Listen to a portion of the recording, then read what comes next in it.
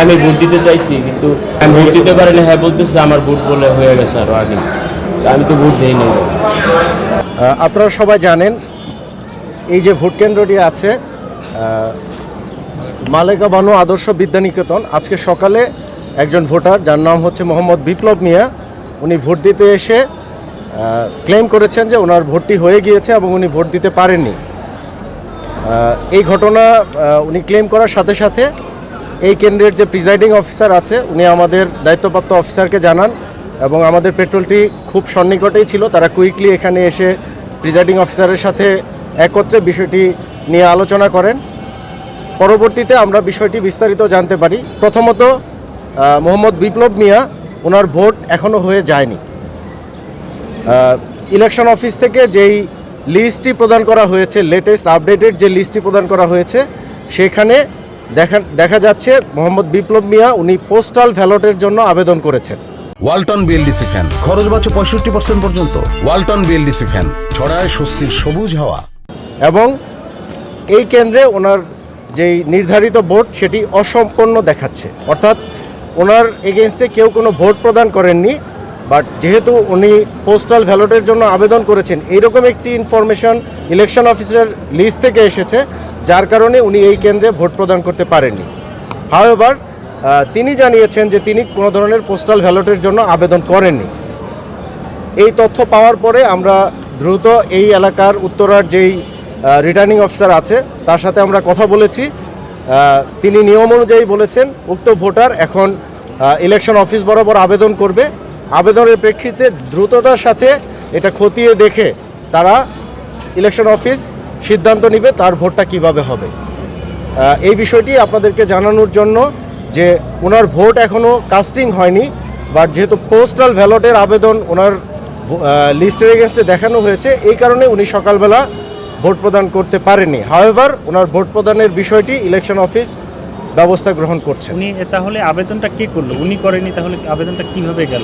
এই বিষয়টি ইলেকশন অফিসকে আমরা জানিয়েছি, তারা এই বিষয়টি খতিয়ে দেখবেন। যদি কোনো ধরনের কোনো ভুলভ্রান্তি হয়ে থাকে সেটার দ্রুত ব্যবস্থা নিয়ে ওনার ভোট প্রদানের জন্য ব্যবস্থা গ্রহণ করবেন বলে ইলেকশন অফিস থেকে আমাদেরকে জানিয়েছে। আরেকটি বিষয়, এখন পর্যন্ত কোনো কেন্দ্রে তেমন কোনো সহিংস ঘটনা ঘটেনি বা কেন্দ্র দখল নিয়ে কোনো বিষয় নিয়ে যদি এরকম কিছু হয়, সেনাবাহিনী জিরো টলারেন্সে থাকবে কিনা, ব্যবস্থা নেবে কিনা?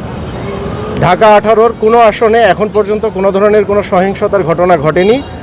আমরা সর্বোচ্চ ব্যবস্থা নিয়েছি। আমাদের ট্রুপস কনসেন্ট্রেশন প্রত্যেকটা ভোট কেন্দ্রের সাথে আছে এবং যে কোনো ধরনের সহিংসতা ঘটনায় অথবা যে কোনো ধরনের অপ্রীতিকর পরিস্থিতি হলে বাংলাদেশ সেনাবাহিনী সর্বোচ্চ ব্যবস্থা গ্রহণ করবে এবং ইনশাআল্লাহ সর্বোচ্চ ব্যবস্থা গ্রহণ করে জাতিকে একটি সুন্দর, সুষ্ঠু এবং উৎসবমুখর ভোট বাংলাদেশ সেনাবাহিনী প্রদান করবে ইনশাআল্লাহ। এখন পর্যন্ত তেমন কিছু লক্ষ্য করেছেন কিনা বা ব্যবস্থা নিয়েছেন? এখন পর্যন্ত ঢাকা 18 আসনের কোনো ভোট কেন্দ্র থেকে আমরা এই ধরনের কোনো কমপ্লেন পাইনি।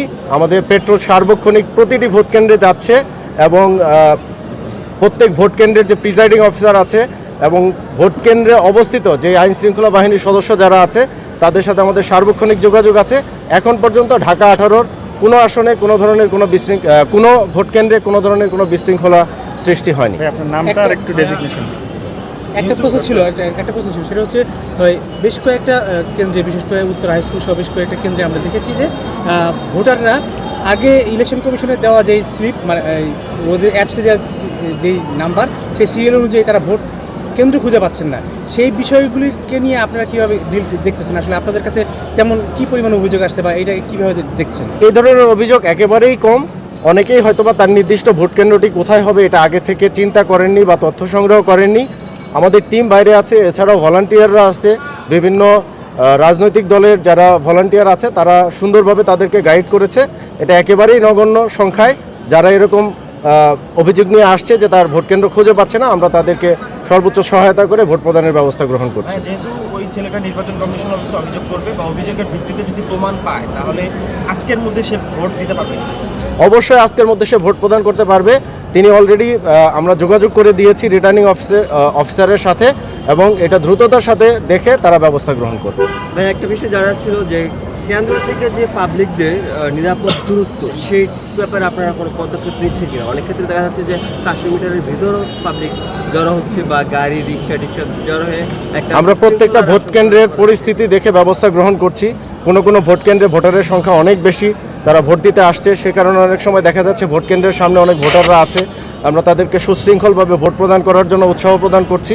এছাড়া যদি কোনো উৎসুক জনতা থাকে তাদেরকে আমরা রিকোয়েস্ট করছি যাতে বাকিরা সুষ্ঠুভাবে সুন্দরভাবে ভোট প্রদান করতে পারে, এবং আলহামদুলিল্লাহ সকল ভোটার বা যারা আছে তারা আমাদের সাথে অত্যন্ত সুন্দরভাবে কোঅপারেট করছে। প্রথমত এত বড় একটা আয়োজন, ভোটের আয়োজন, এখানে অনেক বড় অ্যারেঞ্জমেন্ট করতে হয়েছে। তো নির্বাচন কমিশন থেকে আমাদের দেখা অনুযায়ী বা আমরা যে অবজার্ভ করেছি সর্বোচ্চ সংখ্যক ব্যবস্থা নিয়েছে যাতে সুষ্ঠু সুন্দরভাবে ভোট হয়। দু একটি ঘটনা ঘটতে পারে, তার হয়তোবা কিভাবে এই বিষয়টা হলো এটা খতিয়ে দেখার জন্যই কিন্তু আমরা তাদেরকে বলেছি, এবং ইনশাআল্লাহ তারা এটা অত্যন্ত দ্রুততার সাথে খতিয়ে দেখে এটার একটা ব্যবস্থা গ্রহণ করে।